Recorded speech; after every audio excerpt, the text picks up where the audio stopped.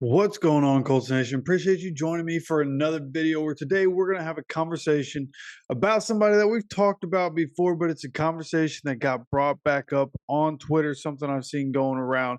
We're going to talk about Kwity Paye and whether or not the Colts should pick up his fifth-year option and what we should do with Kwity Paye going forward. And when you really look at it, you look at the numbers, right? If you want to go just by production for Kwity Paye, since his rookie season, the numbers for tackles and sacks have gone up every single year, right? Rookie year was 32 and 4.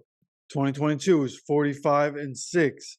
2023 was 52 and 8.5. So the numbers are getting better. There's more production year over year, which is exactly what you want from a guy. But at what point is Kwity just going to plateau? When is he going to be finish getting better, right? Is this as good as he's going to get? Is he going to take a step in this new, defensive front kind of scheme with Charlie Partridge coming in? Like, is there going to be any difference for Kwity Paye? That's going to be the question going into 2024, which is why if I was Chris Ballard, there's no way I'm picking up the fifth-year option for Kwity Paye. Okay, I'm going to let 2024 play out, and then we'll see what happens. Okay, if he were to get the fifth-year option picked up, it would be $13.387 million. Okay, and the Colts, they have until May 2nd to make the choice on whether or not they want to pick up the fifth-year option. But for that price and for what they've gotten from Kwity Paye over his first three seasons, like, there's no way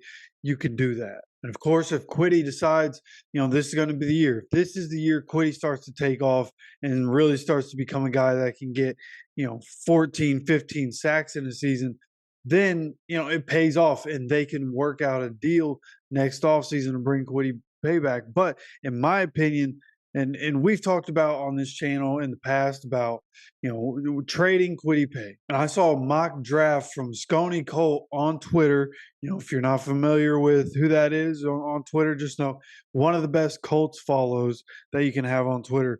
He put a mock draft up that had a trade that actually intrigued me. Okay, the Colts receive the number 8 pick in the draft for Kwity Paye, our second round pick at number 46, and then a first round pick in 2025. So the Colts would get the 8th pick and keep the 15th pick. Okay. And in this instance, with that 8th pick, they select Dallas Turner. So you're trading out, right?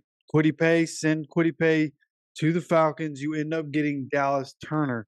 And I thought that was a very interesting thing. Now, would the Falcons want to get Kwity Paye and pass up on a guy like Dallas Turner? Unlikely. But if there's a chance that can happen, you get Dallas Turner in the building.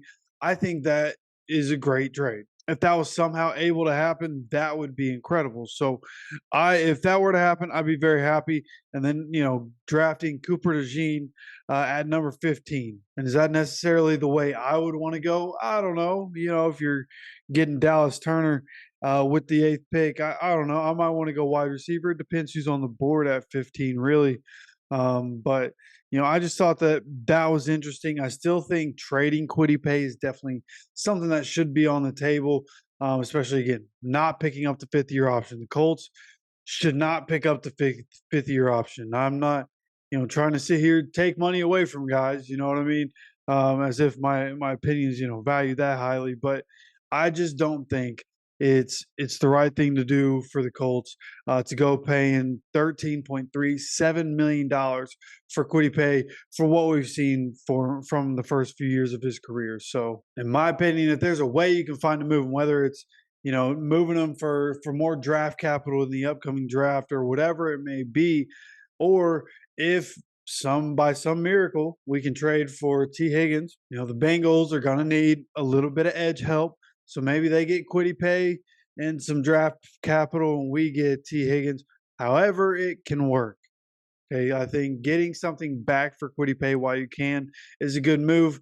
And we have Dio Dingbo, we have Tyquan Lewis and Samson Ebicom. And then one way or another, you can draft a guy in the upcoming draft. Like, I think we can make it work. It'll be interesting to see what the Colts decide to do with this whole situation.